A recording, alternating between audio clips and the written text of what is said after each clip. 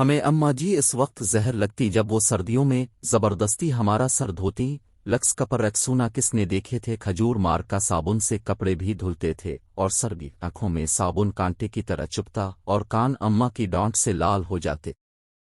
ہماری ذرا سی شرارت پر اماں آگ بگولا ہو جاتی اور کپڑے دھونے والا ڈنڈا الفاٹے لیتی جسے ہم ڈمنی کہتے تھے، لیکن مارا کبھی نہیں۔ کبھی عین وقت پر دادی جان نے بچا لا، کبھی بابا نے، اور کبھی ہم ہی بھاگ لیے۔ گاؤں کی رونقوں سے دور عین فصلوں کے بیچ ہمارا ڈیرا تھا۔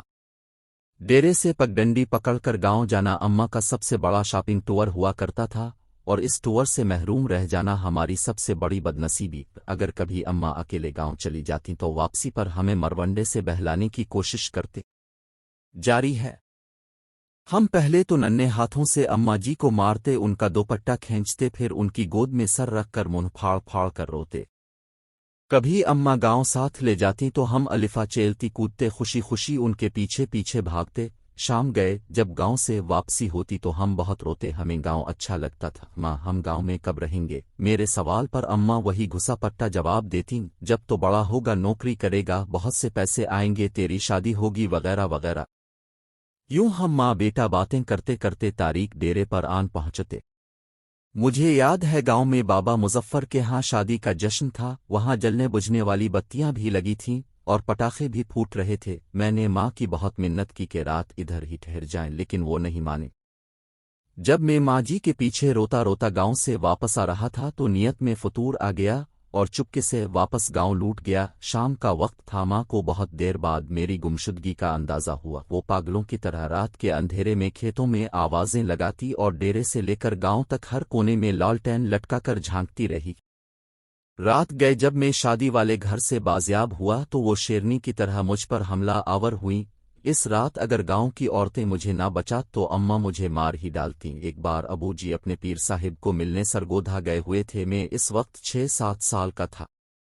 مجھے شدید بخار ہو گیا، اماں جی نے مجھے گرم چادر میں لپیٹ کر کندھے پر الفاٹے الف اور کھیتوں سے گزرتی 3 کلومیٹر دور گاؤں کے اڈے پر ڈاکٹر کو دکھانے لے گئی۔ واپسی پر ایک کھالے کو پھلانگتے ہوئے وہ کھیت میں گر گئیں، لیکن مجھے بچا لیا۔ انہیں شاید گھٹنے پر چوٹ آئی، ان کے منہ سے میرے لیے حسبی اللہ نکلا۔ یہ واقعہ میری زندگی کی سب سے پرانی یادداشتوں میں سے ایک ہے۔ یقیناً وہ بڑی ہمت والی خاتون تھیں اور آخری سانس تک محنت مشقت کی چکی پیستی رہیں۔ پھر جانے کب میں بڑا ہو گیا اور اماں سے بہت داور چلا گیا۔ سال بھر بعد جب گھر آتا تو ماں گلے لگا کر خوب روتی، لیکن میں سب کے سامنے ہنستا رہتا۔ پھر رات کو جب سب سو جاتے تو چپکے سے ماں کے ساتھ جا کر لیٹ جاتا اور اس کی چادر میں منہ چھپا کر خوب روتا۔ ماں کھیت میں چارہ کاٹتی اور بہت بھاری پنڈ سر پر الفاٹے کر ٹوکے کے سامنے آن پھینکتی۔ کبھی کبھی خود ہی ٹوکے میں چارہ ڈالتی اور خود ہی ٹوکے چلاتی۔ جب میں گھر ہوتا تو مقدور بھر ان کا ہاتھ بٹاتا۔ جب میں ٹوکے چلاتے چلاتے تھک جاتا تو وہ سرگوشی میں پوچھتی، بات کروں تمہاری فلاں گھر میں؟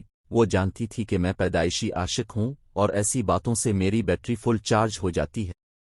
پھر ہم نے گاؤں میں گھر بنا لیا اور ماں نے اپنی پسند سے میری شادی کر دی۔ میں فیملی لے کر شہر چلا آیا اور ماں نے گاؤں میں اپنی الگ دنیا بسا لی۔ وہ میرے پہلے بیٹے کی پیدائش پر شہر بھی آئیں، میں نے انہیں سمندر کی سیر بھی کرائی۔ کلفٹن کے ساحل پر چائے پیتے ہوئے انہوں نے کہا، اس سمندر سے تو ہمارے ڈیرے کا چھپڑ زیادہ خوبصورت لگتا ہے۔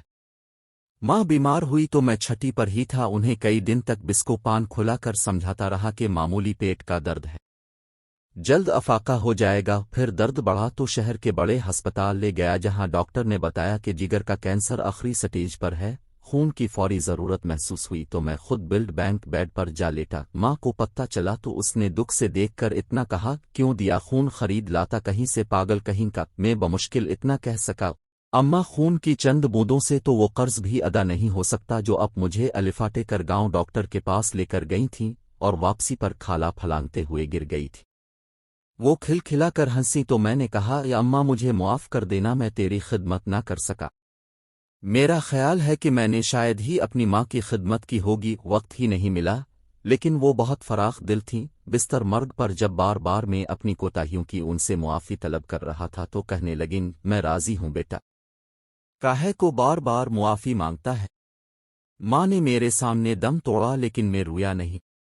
دوسرے دن سر بھاری ہونے لگا تو قبرستان چلا گیا اور قبر پر بیٹھ کر منہ پھاڑ کر رویا، ماں سے بچھڑے مدت ہو گئی، اب تو یقین بھی نہیں آتا کہ ماں کبھی اس دنیا میں تھی بھی کہ نہیں۔